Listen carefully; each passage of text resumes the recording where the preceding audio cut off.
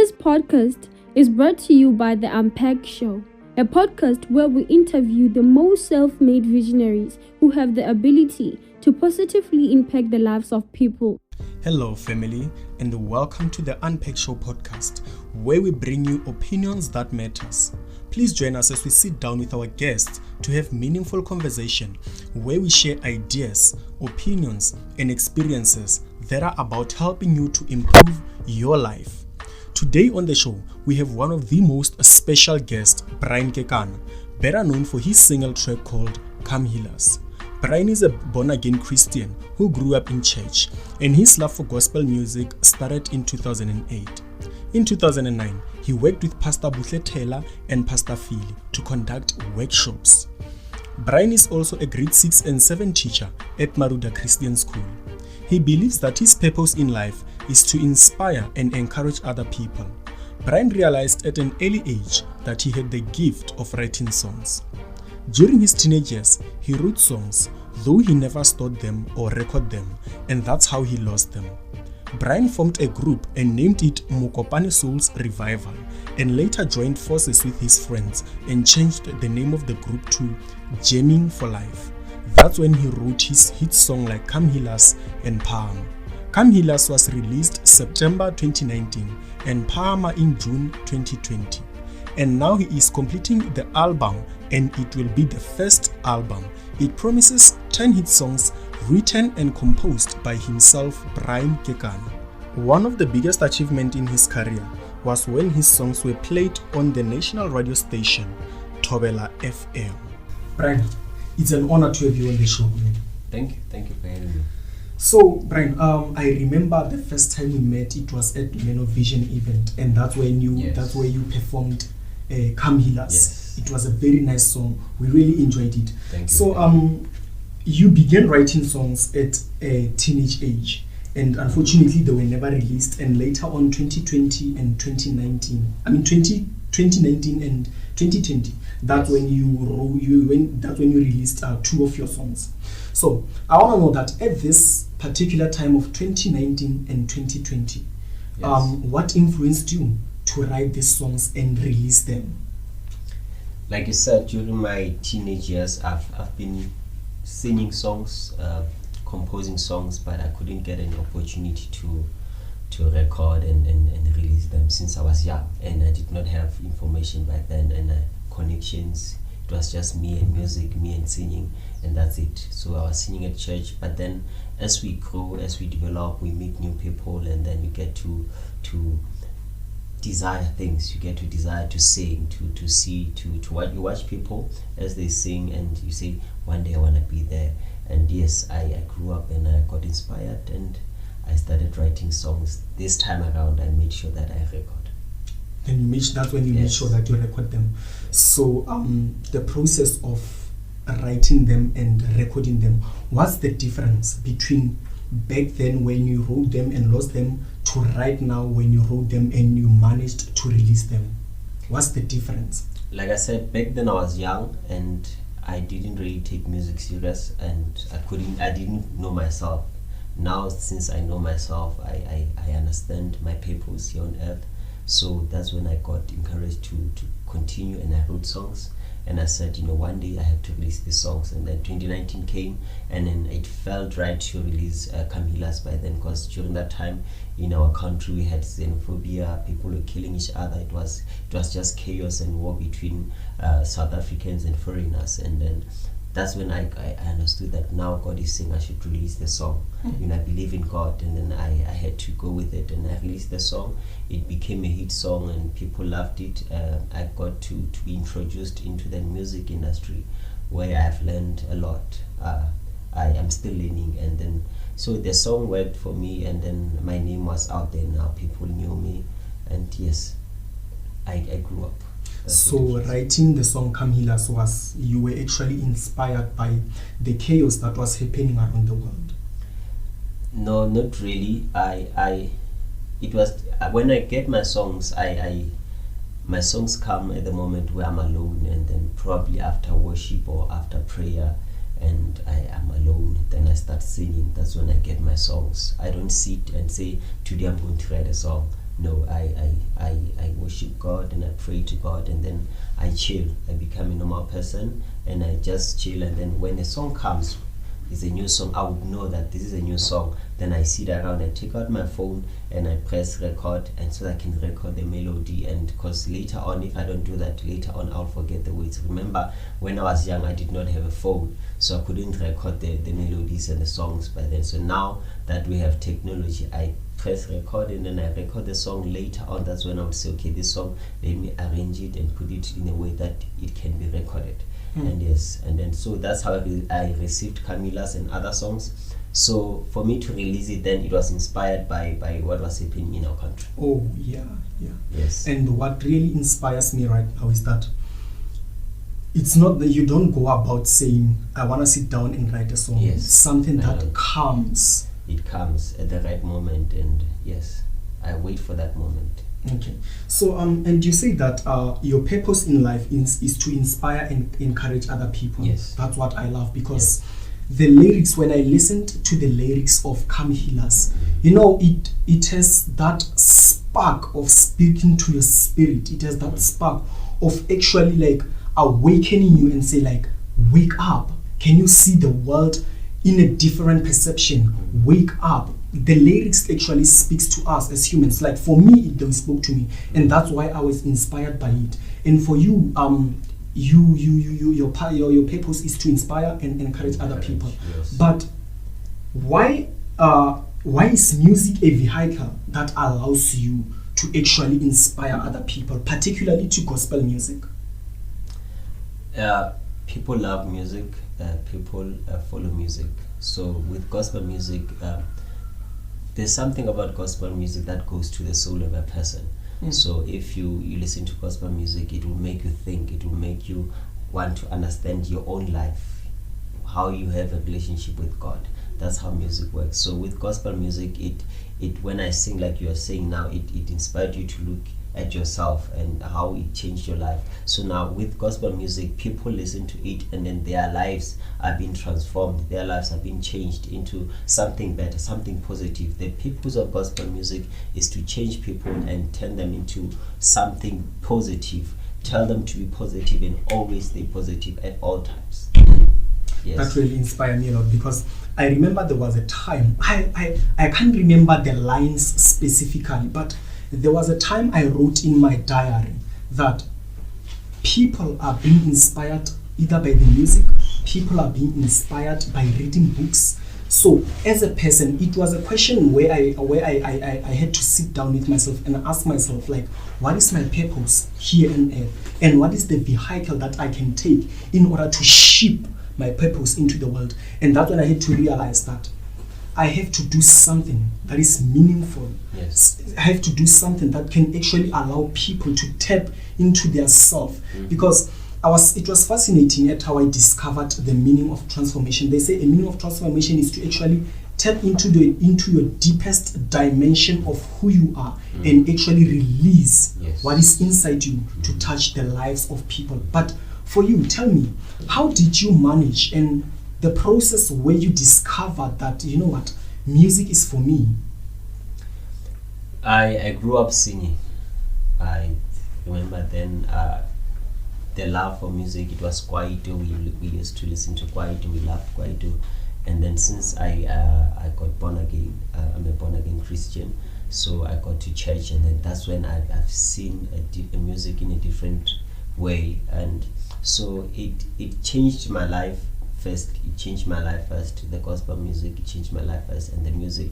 So now I saw it as an instrument to go out there and change other people, because we all listen to music. It's either Kwaito, reggae, whatever genre that you listen to, somehow that genre, it impacts your soul, it impacts your mind, it impacts your spirit. So music has positive and negative. So whatever that you listen to, it might impact you in a positive way and in a negative way. So now it depends on what you're listening to. So with me, I'm doing gospel music because of gospel music. It carries positiveness, and whenever I release songs, whenever I speak to people, they receive positiveness from it, and then it is good for a person, for the soul of a person, to remain positive at all times.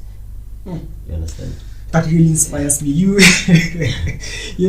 Speaking of the music first changed your life, and then that's when you decided to ship it so that it can change the lives of people. And this is actually the approach that I love about life, that if I want to do something that can change the lives of other people, it has to first start by changing myself. Because you cannot actually change someone's life without ever changing your life first, because of the tool that you give to someone in order to change their life. It's a tool that has to be examined. It's a tool that has to be tested. It's a tool that has to be demonstrated so that you can know for sure that this thing is going to help someone out there. But with the moment you start to using that very same tool to demonstrate it, to test it, and to examine it with yourself first, it can actually go out there and help other people. So I really love that, and it really inspires me a lot. Yes, so, I believe you can't sell something that you don't believe in. Because if as a believer you sell the gospel music, you believe in it. Somebody, as another artist, will come and sell love songs, R&B. They believe so much in that. They believe so much in love. They would sell that. So it has to work on you first before you can sell it to the next person. And you actually said something where it doesn't matter the genre you listen to. It can be hip hop, it can be reggae, it can be gospel, it can be R&B, all other genres. But what's important is how that music or how that content impacts your life and influence you. Because it's true that, I often tell people that we are always influenced. It can be either be people, it can be either the activities you engage yourself in, it can either be the people you associate with, the like everything that you do and everything that comes into your life. It actually have a way at how it influences you. And for that fact, you just have to ask yourself that in this thing that I'm doing, how is it influencing me? Because it has a both negative impact and a positive impact. But as a person, you just have to be responsible in knowing that this thing that I'm getting myself into, how is it shaping my life? How is it influencing me? Because when you listen to something, when you do something, when you are engaging with people who actually influence you positively, when you go out into the world, you are filled with positivity. Because I remember yesterday I was chilling with my friends and we were watching Nyan Nyan. So like the episode there's a point whereby the presenter Luyanda Potwana, they were talking about the family issues going around in the relationship, whereby the abuse that happens between the partners, it's affecting the children. And now when that abuse affects the children will grow up with anger, with rage, and it will actually pour out into the world. And that's when I started to realize that it is true that everything that we engage ourselves in, and it's something that I would like to emphasize because of you speaking it's an awaken to me. It actually makes me realize that it is true that everything that we feed ourselves, it's actually the very same thing that we're going to give to the world. So take me through your journey of how you managed to shape your music career, and how did you manage to be able to be where you are? Like, how did you manage to shape yourself as Brian Kekana? I'm a music, I'm an artist in terms of singing gospel music. Okay. Like you said before, I started group. I love working with group or young people who sings or who makes music. I'm in a group called Jamming for Life. There we compose songs, we write songs, we sing, we always sing, we love singing, we make music. Most of the time, whenever we meet, we know that a new song might come out because those people are very talented. They are very talented, I'm telling you. So I thank God for them. So that inspired me. They inspired me so much that now whenever I'm with them, there's this creative space, creative world that we all get into, and then we get to listen to God, and God gives us songs, or we take songs that we know, we get to be creative with them. So that inspired me to do music. Now they made me love music so much that I can now say my songs, the songs that I've written and composed, they can now be released out there. People can listen because of when you have songs, on the 8th of April this year, I released a song. The night before I released the song, I was nervous. When it's like when you have something, a secret, and then you know that it's coming out very soon. So I was nervous that how will people receive this thing? How will people take it? So when I'm with those people, they inspire me so much that whatever that I release, I'm sure that it's going to be good. So the night before I released the song, I was nervous because of it's something that it's part of me. You know, you release part of you, and you don't know how will people take you, how will people receive part of you. You know, it's so for me, music. Yeah, I my journey. It was inspired by groups, and then I get to meet people during our shows because we make concerts, we make worship nights and afternoon worship. So we meet people, and then I got inspired by other artists, and then so I made connections, and then eventually somebody said, I think you should record, and I thought of it, and then I took that decision and recorded. So in the process of shaping your life into being a gospel artist, what are the two things that you can mention? Because right now I can hear you saying that the group, the Journey of Life group is the one that shaped you into being who you are. And in your biography, it says that when we were doing research, we found out that this Pastor Philly and Pastor who's that one again? Butletela. So they are the people who sort of shaped you into who you are today. What is the impact that they've brought in your life? During those times, they were here in Mokopane and they were making workshops. So I got to be one of those people that who attended the workshop. So they inspired me so much, and then I got to work with them. They told me, when you sing gospel, this is how you should behave, this is how you should conduct yourself. And one of the things that they made clear was, for you must have a relationship with God. You must also believe in the Bible that you read, because the gospel is the Bible. So now, as a gospel artist, I should believe so much in the Bible, and I should take it to the people. So the relationship with God and also how you believe in the Bible, it matters a lot. You cannot be a gospel artist without believing in God and the Bible as well. Oh, that's so interesting. Yes. So you are a teacher and also a gospel artist.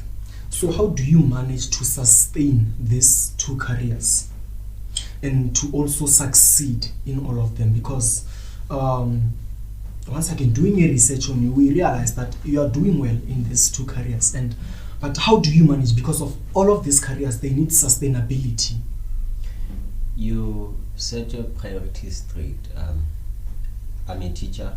Yes, Monday to Friday I'm at school, I'm at work, and I focus. I do my job. I attend the children. Sometimes after school I have extra classes like any other normal teacher. I give them attention, and on weekends that's when I pay attention to my music. That's when I give it all, because I only have Saturday and Sunday to focus on my music. Monday is back to being a teacher. So I get to separate them both and set time for them. Because as he's speaking of priority is one of the most important things. But how do your careers affect your personal life? Because Monday to Friday you are at school, at work, and then on Saturday and Sunday you are focusing on music. So how are they affecting your personal life? Actually, I'm living my life in them, because I told you before that my purpose here on earth is to inspire and encourage. So when I'm at school, I inspire the kids, I encourage them to do well, to be something greater, and also when I go to the music side, I encourage, I inspire upcoming artists as well, those who look up to me and say, I want to be like you, I want to record as well. So I live my life, I enjoy my everyday life, because of I do something that I share part of me every day. I share my life, I share my ideas, my thoughts with people every day, and that's how I enjoy life. That's me. So it seems like teacher and being a gospel artist, it's just who you are, because you don't feel like you're at work, and it's something that is very, very important. And there was a time in my life where I started to have a wish that, I wished like when as I grew up, there could have been someone could have told me that, Johannes, choose something that is about your life, something that is about who you are. Because right now at this day and age, we have people around the world, people who are actually there's a time for work and there's a time for personal life. And some of them, they're not happy at their personal life, and some of them, they're not happy at their professional life. So it seems like the professional life and the personal life, it's interacting with the other one is interacting with another one. And what you're saying, that being a teacher and being a gospel artist is just who you are. It's actually something that I think, and it's something that I love, because it starts to help you personally, because you start to realize that this is who I am, and this is my life. This is exactly who I am and what I do into the world, because of like there's no personal life and there's no work life. It's just everything is just mixed up, and everything is just about who you are. I really love that. Yes. Before teaching and music, I was in Lephalale, like in other young men. I was studying naked engineering. I did boiler making.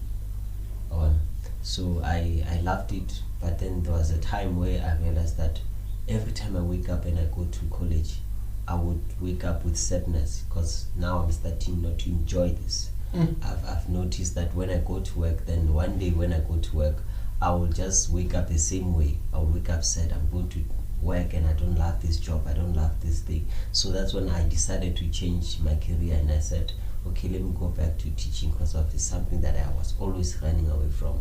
So then I got to do teaching, and yes, it worked for me. So yeah. So changing careers from what was the previous one before teaching? Boiler making. You're doing boiler making. So you shifted from boiler making and doing teaching. Yes. How has that affected your life and the relationships you have amongst other people? Because I think the time you start to decide that I want to do this kind of a thing, people start to put hope in you. So when you start to change, to shift the direction you're taking in life, people start to lose hope in you, and people start to feel like, does this person know where he is going? How has that affected you, shifting from boiler making into doing teaching? Well, no, it affected me so in a bad way, because I normally start something and I finish it. So, but boiler making, I didn't finish it, because of now it started being a burden to me. So that's how it affected me, doing something that I didn't finish, and then now I have to continue with people, and then I have to do something new, start something new. So people were discouraged, like, how is it that you start something? We paid for you, my parents, we've been paying your school fees. Now you all of a sudden you don't want to do this thing. So, and my friends as well, how can you stop? Because boiler making, it makes money, you will get paid a lot of money. But I was like, no, I have to do something that I will enjoy, something that will make me happy. So today when I wake up, I enjoy waking up, because I know I'm going to do something I love. It's not a burden. So the group you formed, Jamming for Life, it's the one that, earlier on you said that it's the one that influenced you to come up with the album that you are now writing. How did that group specifically influenced you to say, you know what, like right now I need to start writing an album that I have to release to the world? How has the group played a role into that? I get songs. I when I'm alone, like I said before, I get songs and then I write them, I compose them. So what I do, I then take those songs, I meet up with my friends, and then we say, okay guys, I have a new song, and then they listen to what I'm saying, what I'm giving them, and then we now start to put it into music. Because of I was alone, I was not playing, so I was alone. Now we have to take the drums and the keyboard and the guitar and make everything to make music now. So I only had my voice and the lyrics, so now we have to put everything together. So that's how I work with them. So each time we meet, I say, I wrote new songs, guys, let us meet, let us start to make something. Because I can write a song and then it can be in a way that I love, but when I'm with them, then we get to change it a little to make it more fitting to the world, more fitting, and people would love it, make it in a way that people will love it. So it's sort of like a teamwork, whereby you come up with a song, and when you're with them, you kind of get to shape it in a way that is going to fit and suit into all the instruments. I really love that. So how do you manage to build up that kind of a relationship with the people when you're together? You shape something. We all love music. They love music so much, and that's what made us to be friends. Music, because they love. We used to listen to Joyous Celebration together. It's the biggest choir in the whole world. So Joyous inspired us. That's why we now have a group, because Joyous inspired us, and then so we made music because of we wanted to grow into that bigger platform like Joyous. So, but what I love now is that all of us, we've grown so much that each and everyone know their places. It's not only me who's recording, others are backing vocalists, others are also playing, and because we are all growing in a different way. So yeah, that's how it worked for us. Okay, so I'm going to ask you this question specifically because of it's something that most of people are going through. Yes, we have friends, we have group of people in our cycle, we have a certain vision that we share. So how do you with your group manage to make a difference between this is our personal life and this is what made us to meet, which is your profession in doing music together? So how do you manage to be together and actually to kind of motivate each other and to forget about personal lives when you're together? Because of I think that there's a point whereby you can start to drift away when you're together with friends. But how do you avoid drifting away and to focus on the main goal, which is practicing music together? That will always be a challenge for many people. It will always be a challenge, but with us we are trying as well to make it that we work, to make it work. We would meet and then say to each other, guys, let us be serious, let us work, and because we're here to make music. But it's always a challenge, because sometimes one will go out of line and then we'll have to come back and then make things straight. So it's always a challenge. Wow, I really love it. So your music being played at one of the biggest radio station, which is Turana FM, how has that made an impact in your career and personal life? It has introduced me to more platforms and to many people now, because I believe the whole world, because there are people who listen to Tobel FM all over the world. So it has introduced me to Limpopo, to South Africa as well, and also the whole world. So that is something which is good, because wherever I go, when I introduce myself, my name is Brian Kekana, they're like, oh yeah, we've been listening to your song on Tobel FM, it blesses us, we love your voice and stuff. So that's how it has impacted me.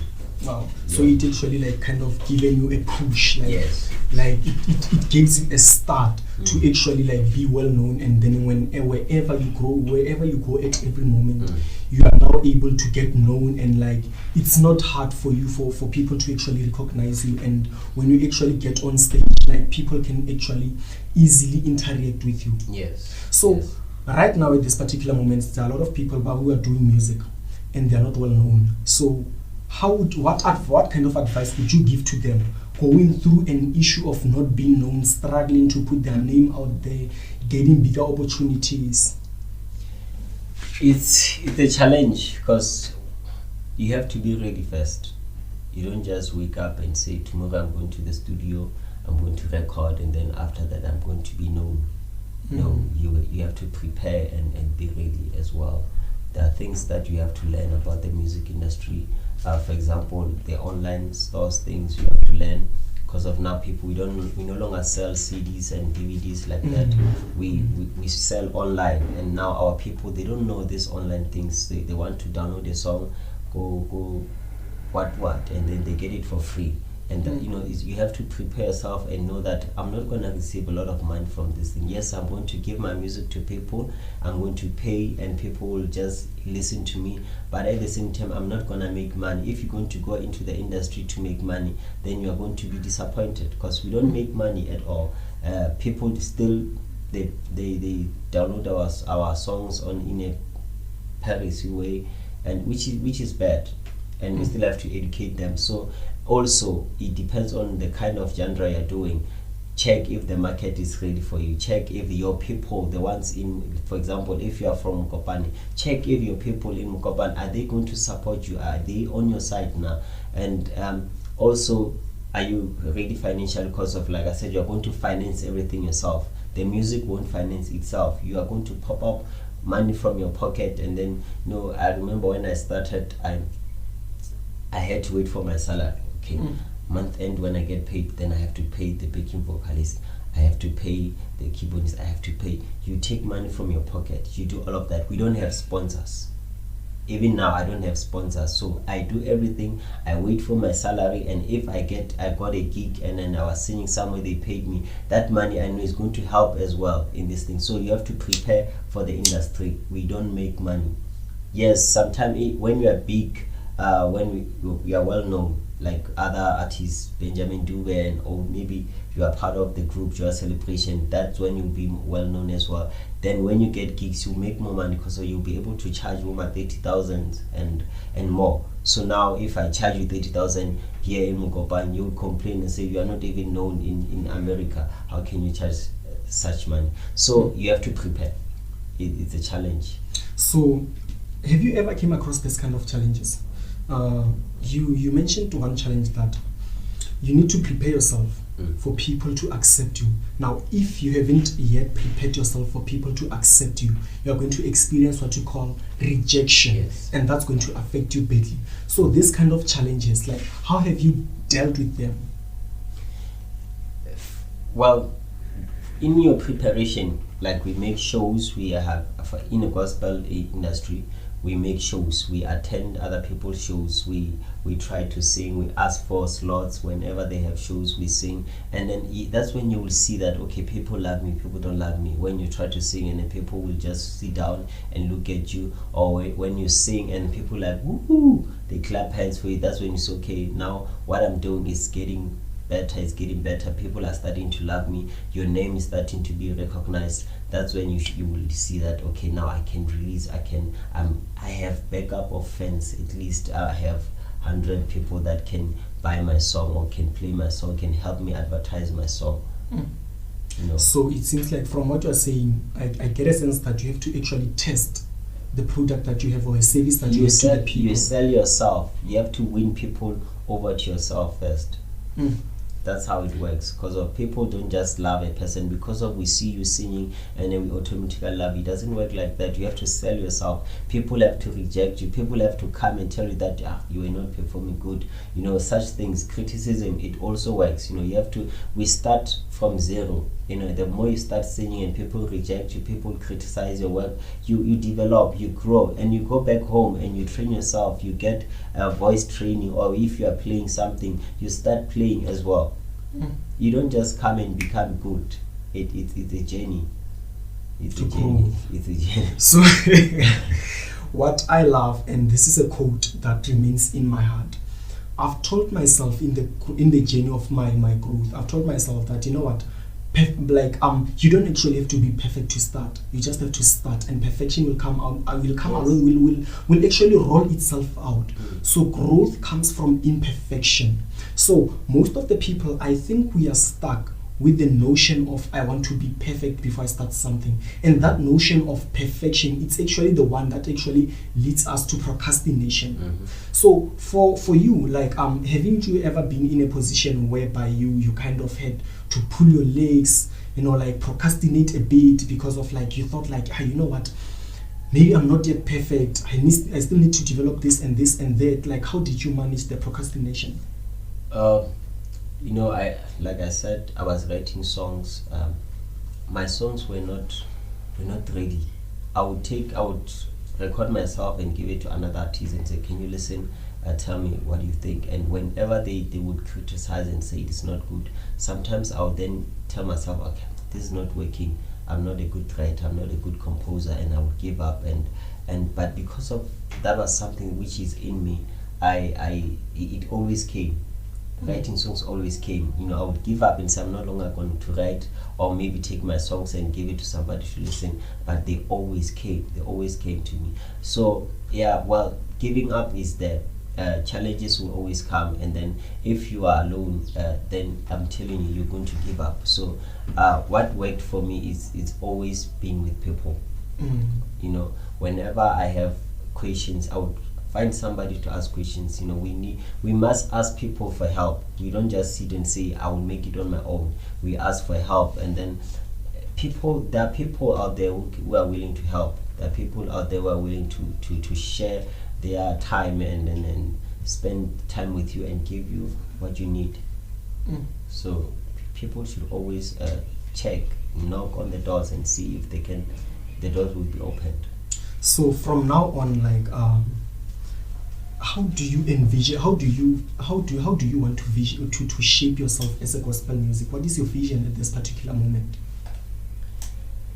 Oh, that's a big one. At the moment, my vision is to continue to work with people that I have, especially in Mokopane.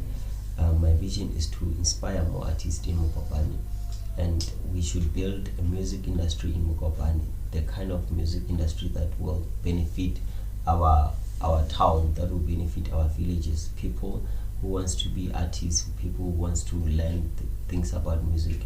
I have that thing. I have time for them. You understand?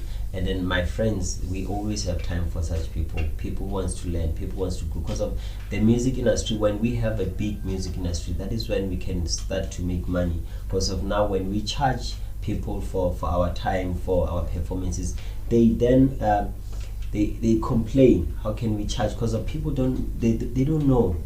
They don't know people who sing, who play. They should be charging. People don't know that. Especially when you are from Mokopane and you charge, you call me and I sing, and when I charge you, you like, but you are from Mokopane. You only want to charge people. You only want to pay people who are from outside. So now I want to build the industry with my friends so that people can now recognize it and then start to invest in it, and then people can grow. Do you actually at this moment have I would say the steps that you actually need to take to implement that vision?